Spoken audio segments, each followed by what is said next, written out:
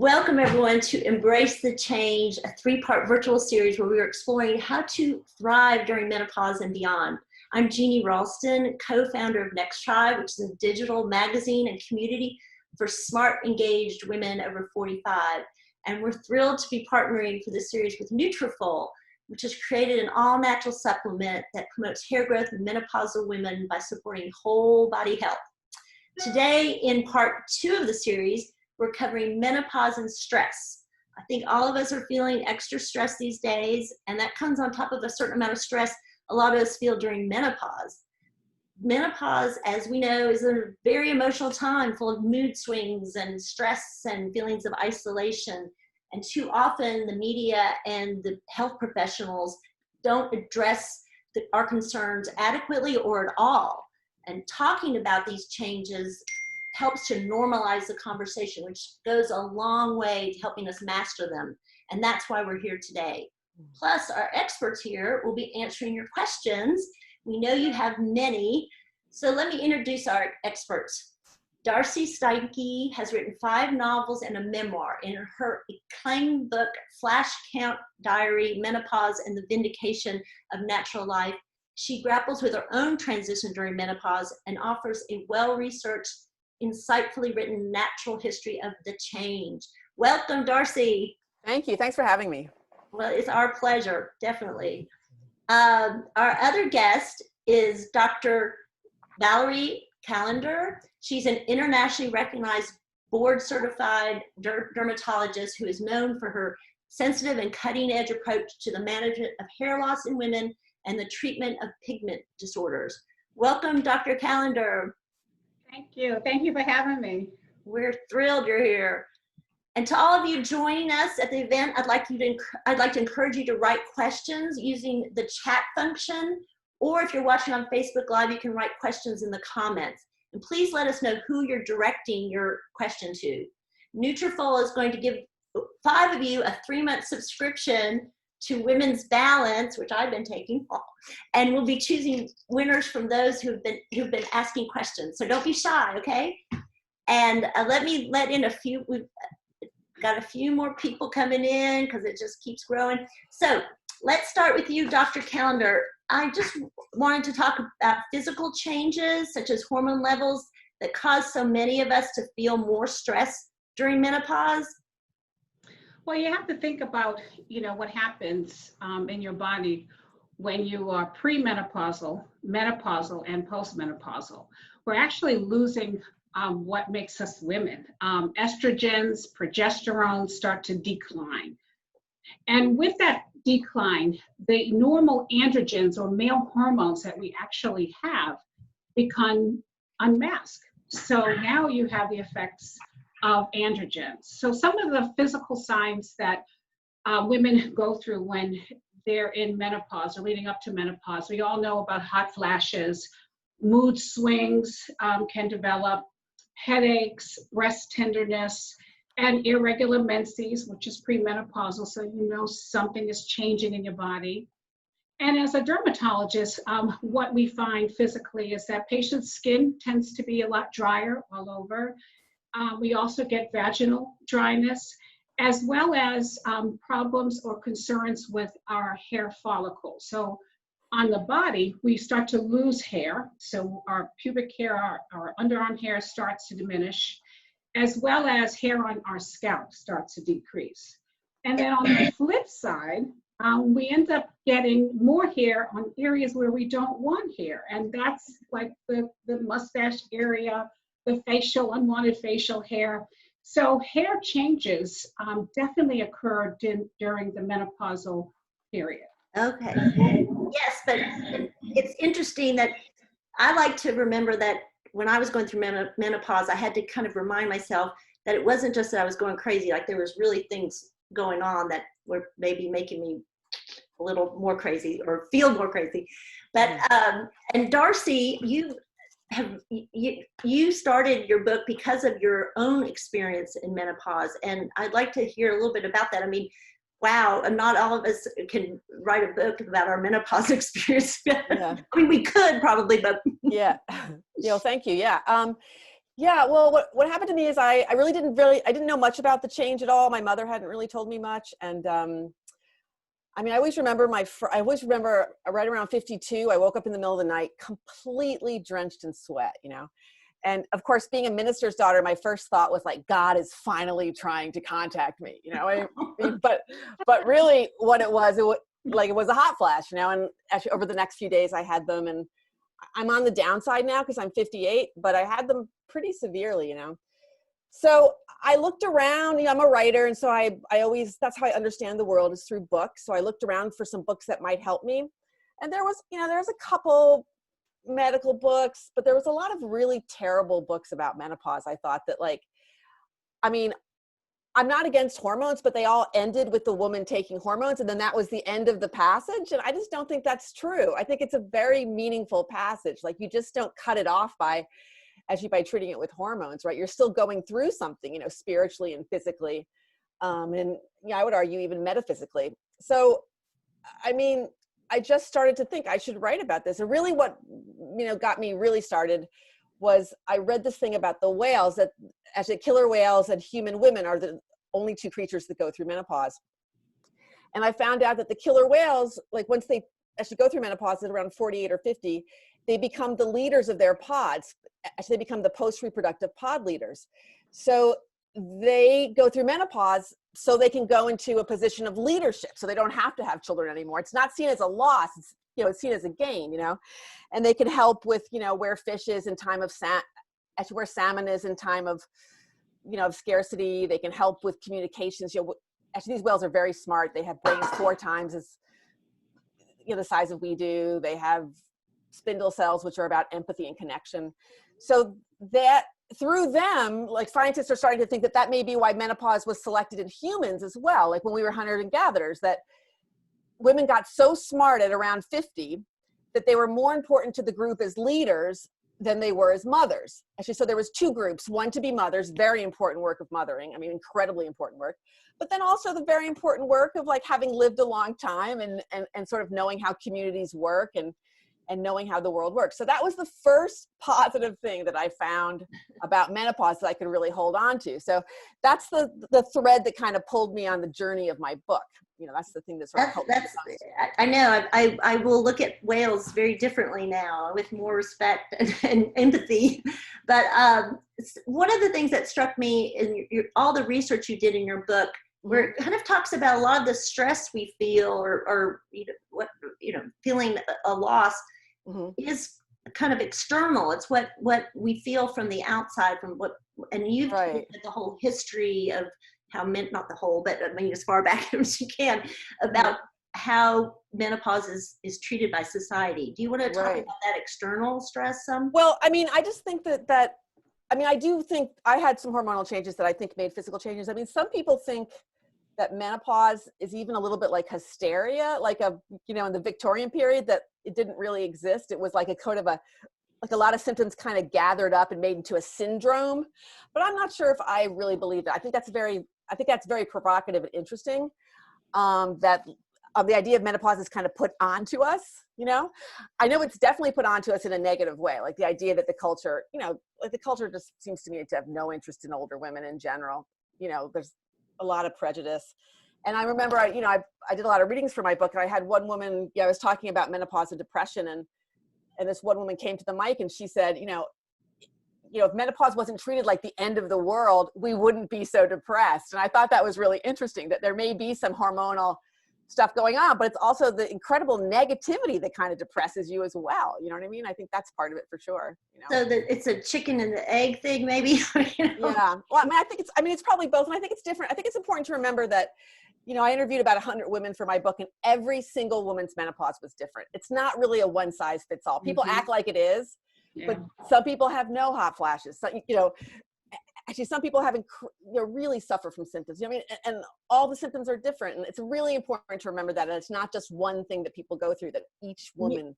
That's a great point, because that can add to your feelings of isolation if you're going through it differently than your friends and so forth. So I think that's an important point to make.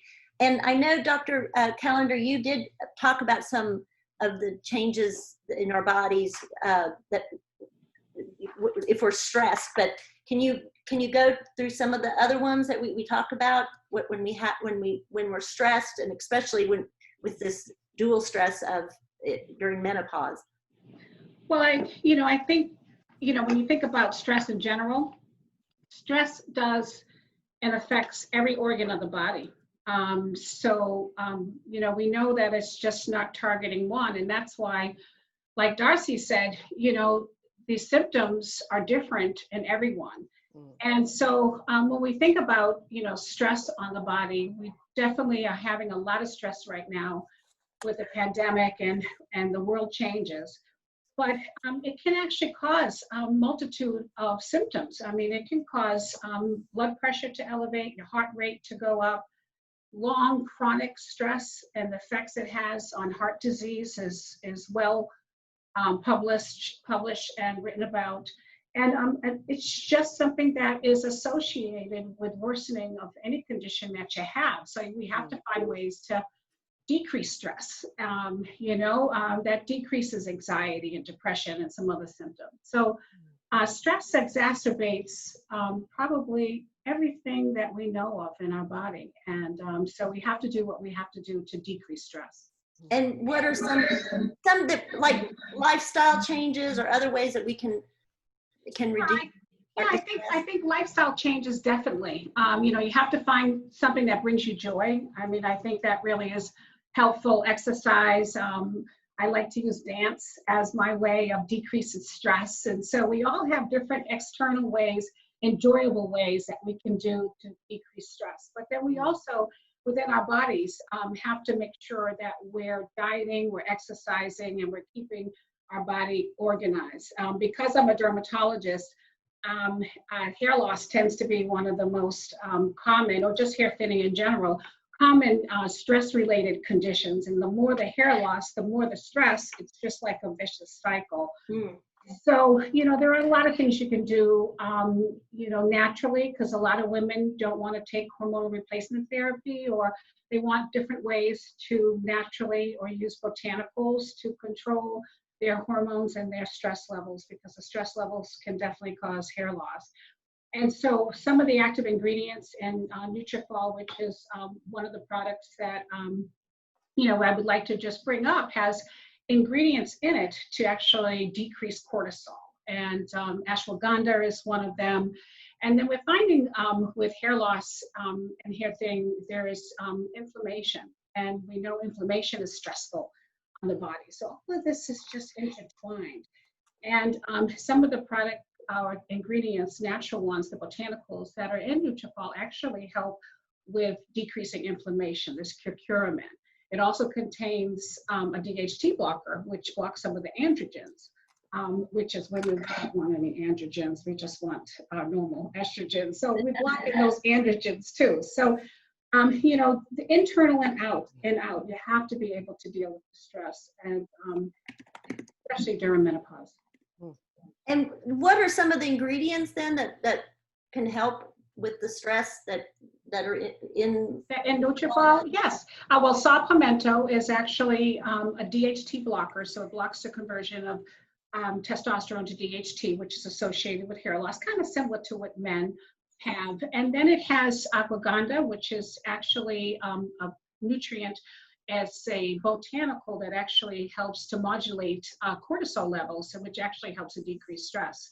Curcumin is an anti-inflammatory agent that's found, as well as there's vitamin E and some other potent antioxidants. So it contains a combination that produces a multimodal approach to hair thinning and just healthy hair and healthy scalp in general. Okay, so we will we'll write some of those in the chat, like some of those ingredients that are really important, so people can make note of those. And the other thing I wanted to ask to you, Darcy, is just from maybe personal experience, but also reading your book, is if you have the sense, if you have a negative sense about menopause, does that often affect your experience of how you go through it, how you handle it? I think it would, right? I mean, I think if you're both blaming all the problems, like physically and emotionally, on menopause, right? Like because menopause is a negative thing, right? I think that might be hard for you, right? Yeah. I mean, I just feel like there needs to be like a context shift. Like it's a natural phase of life, you know? I mean, there's some things that are hard about it that, of course, people should seek treatment and do what they need to do, but it shouldn't be seen as a disease. I mean, it's not a disease. It's just like puberty or birth. Menopause is a natural part of female life. It's not a disease, and that's the thing that really bothered me, is how medicalized it was, and continues to be, too, in a way. So that, I think, is a real problem. And I, when I was looking around doing my research, I remember at the very beginning, I was looking on, hospital websites, and some very good hospitals like the Mayo Clinic and whatnot. And when they listed menopause symptoms, it was all like in the nastiest way. Like I can remember they said like shriveled ovaries, or, they listed them in ways that like nobody would ever talk about a male body ever. Like, right. Oh no, senile ovaries. That was it. Senile ovaries. And even, oh my God, even atrophy. Even atrophied vagina. There's a nicer way to say that. You know what I mean? I just think there's a lot of internal misogyny built up, even in now. It's like, so that really upset me, and it seemed just wrong to me. Like it seemed like a scientist like taking notes on on like an animal in a cage or something like that. She, like, particularly like that. All the symptoms seem to be about male pleasure. When I went to this really terrifying menopause conference in Amsterdam, and I remember when this gynecologist got up and he started talking about, how can we get the vagina back into shape, and he started talking about, dryness, and I realized that he was really thinking of vagina like a penis holder. He wasn't thinking about it. He wasn't thinking about it as like it was a part of a female body, all his descriptions were nothing to the way I feel about my body or the way I have felt. I've had some dryness, but it's not like this terrible tragedy that has to be, you know what I mean? Yeah, so right. I really was upset by that, and really felt, I have to say, I got really depressed sometimes. Actually, I got mad working on the book a lot, but sometimes faced with a certain kind of medical misogyny, I got really, really depressed too. I got really sad. And I think that led to my depression. You know what I mean? It's like, Yes. it wasn't necessarily hormonal. I guess what can we do about, how can we make peace with these what's going on in our body, and we have these, like people telling us we're done and we're well, I think the model, a big problem, I'll just be really frank, I think the model of sex just has to move away from intercourse. Like if that doesn't feel comfortable anymore, there's a lot of other wonderful things to do. And I think, there can be a lot of other things on the menu. Good communication with your partner. Lube is amazing. You know what I mean? I think there's like so much that can happen, right? Yeah. Instead of going around being like miserable and like your husband's mad because he can't have intercourse, you got to have a conversation in which you sort of reinvent yourself somewhat, right? Right. So that to me is very important. I really have not read or heard anyone talking about that. Like I found one sex therapist in Canada who had some of these ideas, and we talked about them together, but just nothing, you know what I mean? Just like silence about this, and a lot of women suffer in silence about this, I think, and shame too. And it's just kind of bullshit, you know what I mean? Yeah. To that point, we did have Next Tribe has lots of virtual events, and we had one just a Sunday where with a sex therapist, wellness, how to do, and she talked about outer course. Right. Very good. That's great. It was very enlightening, and it made I think it made everyone on the event, based on questions, feel just relief. It's not that it's not a problem. No. A different way of looking at sex or whatever. So it's like if you said that menstruation was a problem. You bleed every month, you know what I mean? It's kind of big, but nobody goes around saying that's a problem that has to be cured. Like, you know what I mean? It's just kind of crazy to me. To me, it's like, it is misogyny, So, and I did like in your book and where you did well, and you've already talked about the whales, but I think that helps.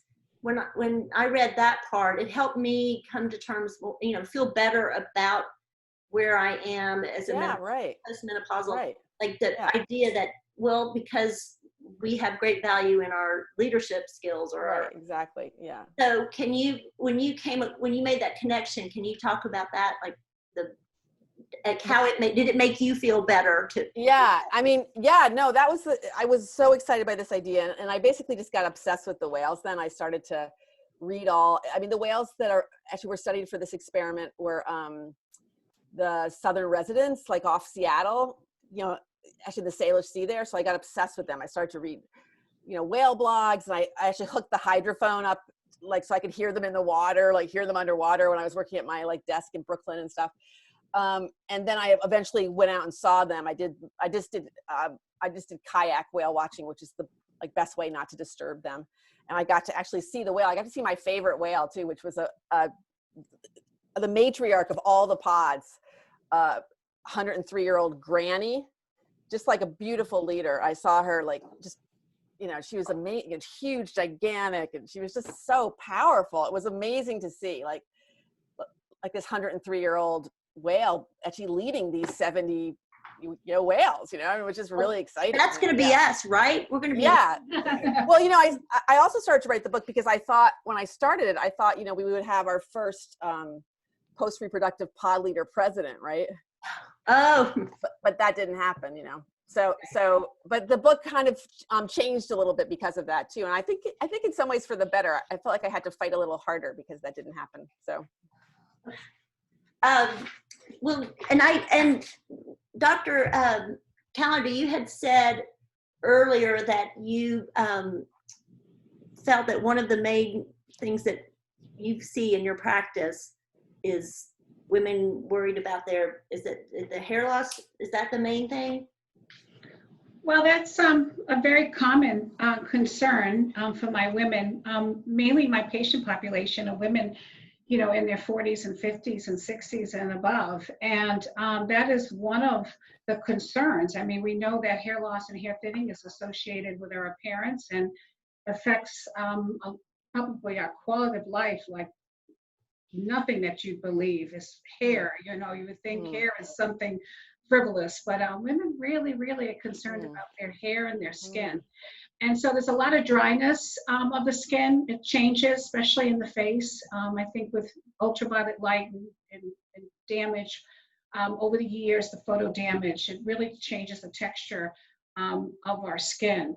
But hair loss is definitely a very common problem. And so the thinning we think of as just medical therapies, but most women don't want to do medical therapies for their hair loss.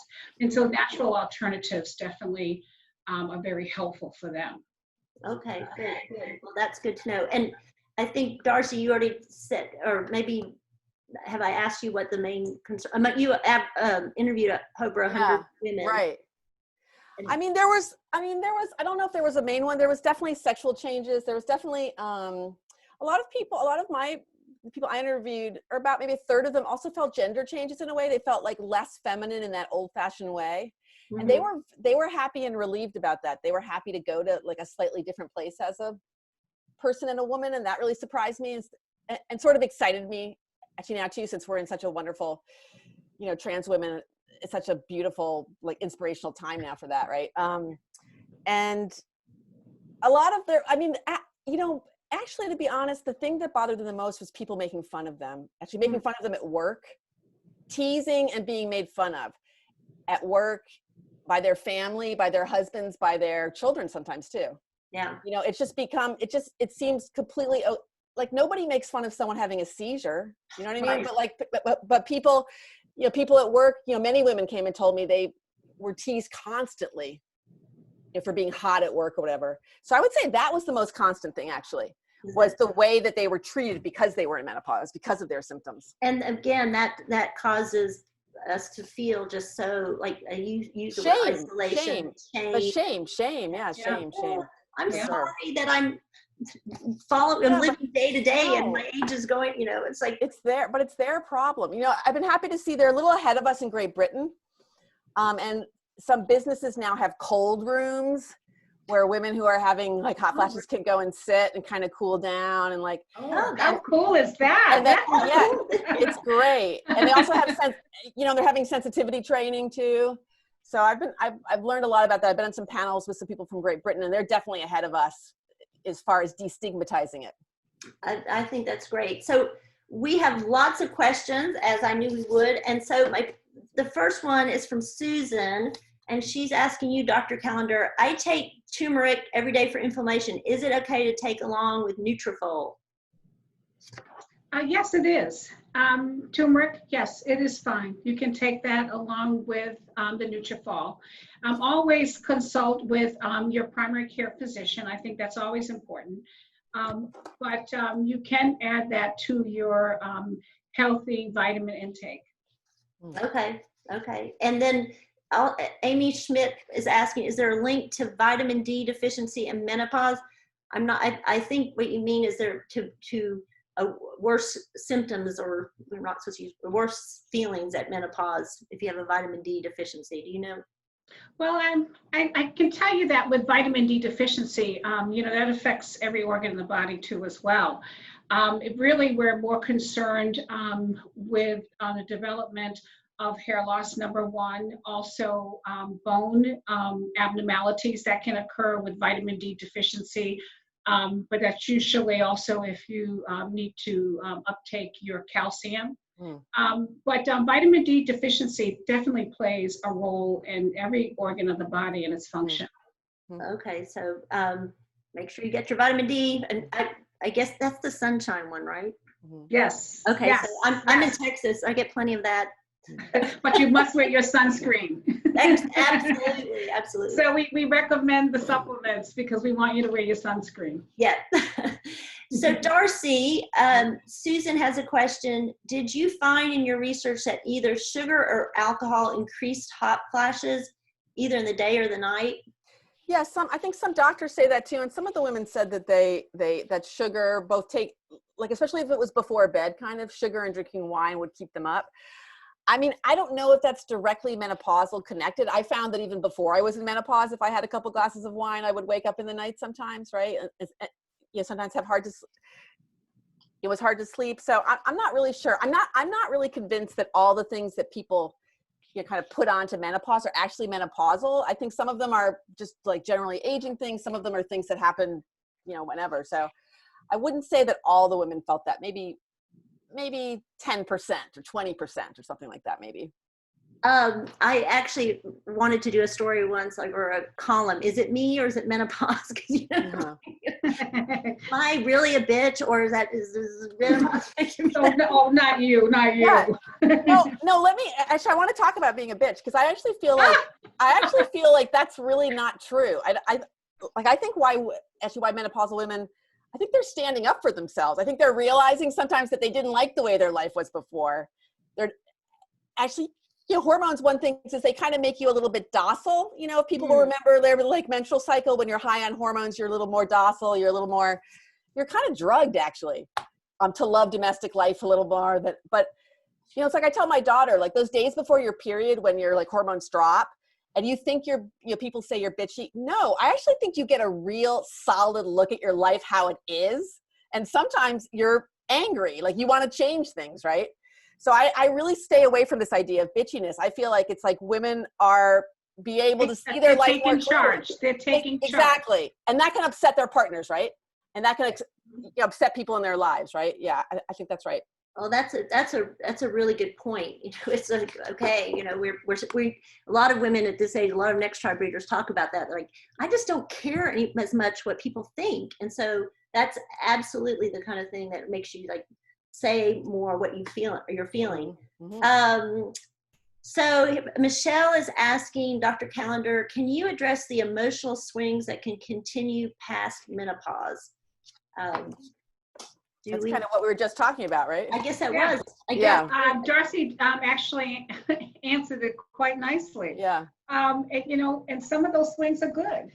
And so don't worry about it. Okay. Yeah. Good swings. I guess I'm getting. And also don't let your husband make fun of you because of it either. That's a really big thing. Set boundaries. You know, set boundaries. Don't let anyone call you bitchy or crazy. You know what I mean? Set boundaries for yourself. Yes, and I think that's what I'm getting more of, is just the feeling that as we accept what we're going through and kind of appreciate some of the good things that are coming, we can take charge of this time in our life versus being afraid of it. Let's see. And can I just interject on that? And that's why talking is important, and that's why this venue that you have is just great, because you're not alone. Yes, no, and also Next Tribe, we've done something called the Menopause Chronicles, where people can submit their stories, they answer some questions, and it certainly shows that people experience these things so differently, and that's okay. Everybody's okay. You're not alone, and people are all doing it in a different way, and just roll with it, or try to as much as you can. So Darcy, what about brain fog during menopause? Was that a thing you found in your research? I really feel like I'm forgetting more and not quite as sharp. Right. Well, that's the menopausal symptom that I was the most worried about, right? Because I'm a writer. I really need my mind to make a living and everything. So I did a lot of research on that. And I probably talked to about 10 scientists who had done studies, and there wasn't anything solid that said menopause was linked to brain fog at all. And frankly, I would say at least half the studies found that the women that complained about brain fuzziness actually did better than the women that weren't complaining about brain fuzziness. So that was really fascinating to me, is that there's not really a link. I mean, I actually would argue that I think I forget something actually sometimes too.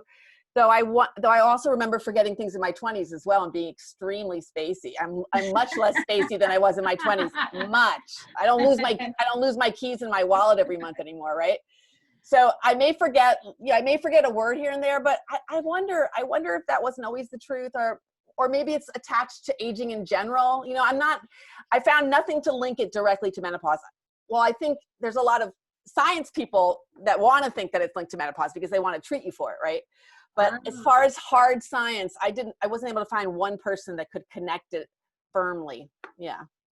Okay, well, that's good to know. We always have to be thinking of that, like do they want to medicalize something so they could to treat us? So that's the point. This one's for Dr. Calendar from Janet. Would love to hear your advice about postmenopausal bone loss. It's a situation that is adding to my stress for sure. Well, again, like we just talked about with vitamin D and calcium, you definitely get osteoporosis, degenerative joint disease, and a lot of times it's more genetic and runs in families. It's more hereditary. So again, starting early, looking at your calcium and your vitamin D is very helpful. Of course, your family history. I think that's very important. And then you can actually, monitor those levels, like with bone scans. And there are different ways that you can monitor that along with your physician. So sometimes the primary care doctor can be very helpful, but I think orthopedic physicians also are helpful because of the aspects of your joints and some of the degenerative changes that can occur. So definitely seek advice from your primary doctors. And I think that is one of those things that we did a story about bone loss meds, and some of them are pretty. I've had friends who've gone on them because they've had bone density scans and they're not so good, but they're kind of harsh. I think maybe that's what Janet's talking about. It's like that worry of, should I be doing these kind of medicines and so forth. Yeah, I would check and have that discussion with your physician. Okay. And so, Marie has a really good one for you, Darcy. Recommendations for lube. You talked about lube. Oh yeah. Well, it was really funny because when I actually talked about lube on National Public Radio, and so lube companies, like all these, I got lube every day in the mail, like lube with CBD oil, lube with and I don't know. I mean, I like Astroglide. I think it works great. I mean, but there's a lot of specialty ones that you can get, and there's actually a lot online. Like if you look, and you can kind of try them out too, see if you like them. But there's a lot of people making like natural lube now, like small batch stuff. Yeah. I personally never need to buy a bottle again because I now have like literally 100 probably. Yeah. I guess it means something that somebody's tested so many varieties. Yeah, right. Astroglide. Yeah, right. Well, that was recommended to me by my midwife, actually, after I had my daughter. She said to me, you may experience some of that. And, and she suggested that to me. So okay, good. Yeah. And this one is for Dr. Calendar. I feel, this is from Kim, I feel like I have a mix of menopausal and teenage skin breakouts, stress, or something else related to being postmenopausal. Yeah, that's interesting because we definitely feel that acne is hormonal, and of course, as teens and adolescents, the majority of them have acne because of the changing hormones. But we do have a condition that is called adult female acne, and we, as dermatologists, say AFA for short. And usually, that hormonal acne occurs along the jawline, and so it's very, very common. We see it usually premenopausal, up to premenopausal, starting in your 30s and go into your 50s. So if it occurs after that, after the decrease of the hormones, sometimes we have to think about the androgens that are becoming unmasked. And androgens, as we know, are associated with acne as well. And so the treatments are basically the same. And so just seeing your dermatologist and letting them know about your concerns with your skin, they'll recommend a great regimen to keep your skin clear and acne-free. Okay. And another one, Dr. Calendar, as an Ayurvedic, I can't say that, body worker, I haven't heard of any meds that have any negative side effects. I only stay away from geranium. Do you know of any medical conditions I need to be aware of with ashwagandha? No, I mean, I think, this botanical has been studied. I don't really know of any interactions at this point. Always, when you take any type of supplement, be it natural or even any type of medication, you always have to make sure there's no drug-to-drug interactions. And I always tell my patients to make sure they discuss the therapy with their primary care doctor. Okay. And Patrice also asked, do you have any information that you need vitamin K or in order for the body to absorb the D? No, you don't need that. But as women, I think, vitamin D and calcium should be together. But is there, so vitamin K, am I reading that right? Is there a vitamin K? Right. I don't think you have to have vitamin K with your vitamin D. Again, marriage is the vitamin D and the calcium. Okay, and here's one, I think from, as for Dr. Calendar as well, what do you think about MCT oil for brain clarity? Oh, that's not my area of expertise. Darcy, do you know anything about that? I don't. I've never heard of it. I've never heard of that. Me either. Yeah. My husband uses it, and he said to me, I don't think you need it. And I think that's a good thing, right? Yeah, I guess, yeah. Okay, so let's see. Okay, let's see what time it is. We have just a few more minutes. I did have one question that came through about is it, when you talk, Darcy, about menopause and women, are we talking just about Western women, or are there cultures that? Right, yeah. Yeah, I didn't get to do as much of that research as I wanted to, but I read a lot.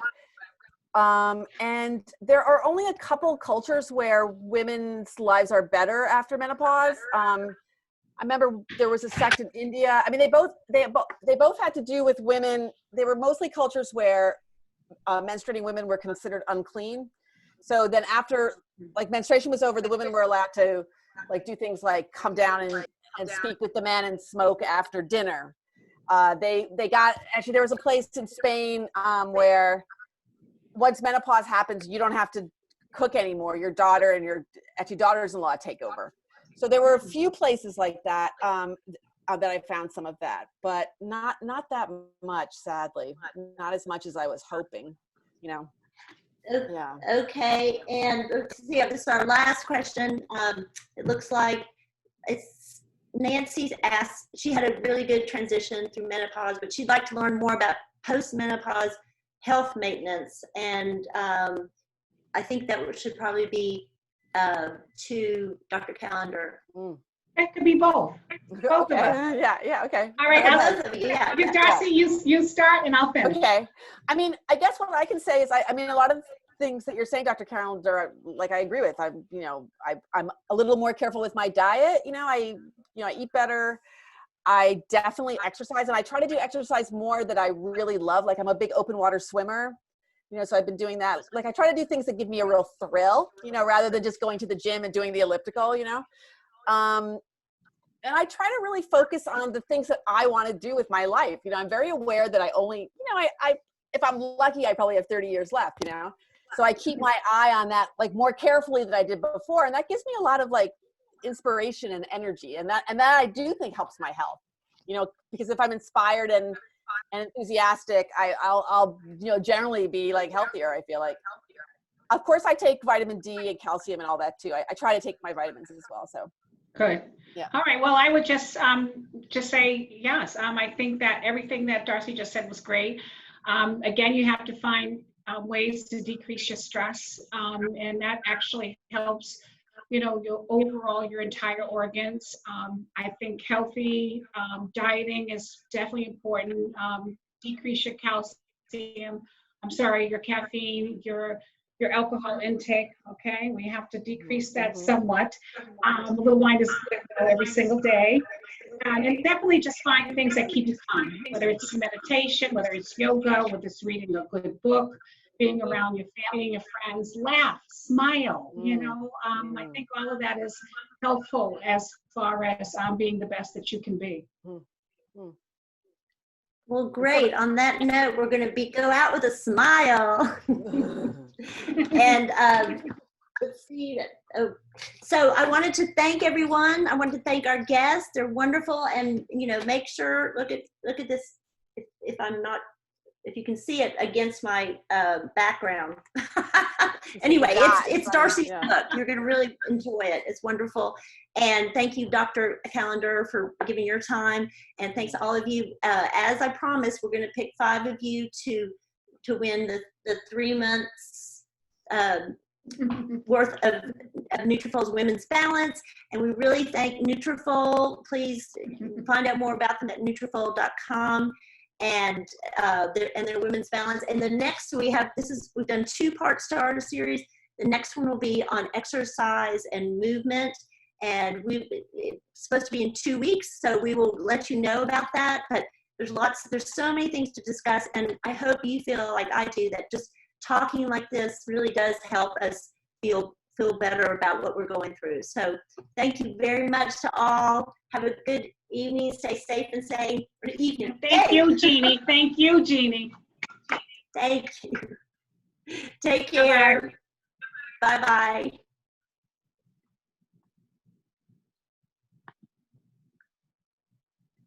Okay, I am not.